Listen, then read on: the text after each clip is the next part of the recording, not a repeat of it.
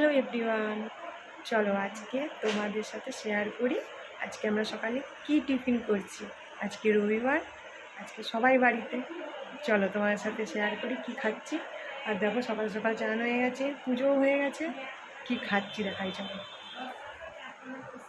এখানে আছে পান্তা ভাত, আলু ভাতে, পেঁয়াজ আর বেসন বড়া। এটা খাবে আমার বর, আর আমার ছেলের জন্য এখন তৈরি হচ্ছে। চলো সব।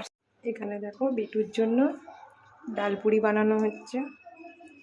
আটাটা আমি মেখেই রেখেছিলাম, আটা দিয়েই করছি, কারণ বেটু ময়দাটা খেতে পছন্দ করে না বলে ওই জন্য আটা দিয়েই করছি। আগের থেকে মেখে রেখেছিলাম, আর এই 3টে করে রেখেছি।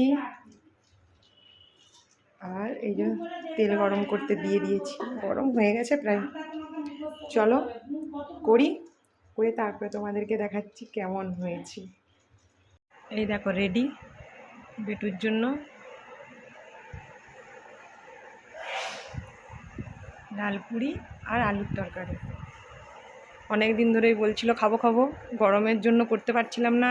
কালকে বৃষ্টিটাও হয়েছে, সেই জন্য আমি সকালেই করে দিই। বিকেলে যা গরম, রান্নাঘরে ইচ্ছে করে না যে একটুও ঢুকি। চান খাও।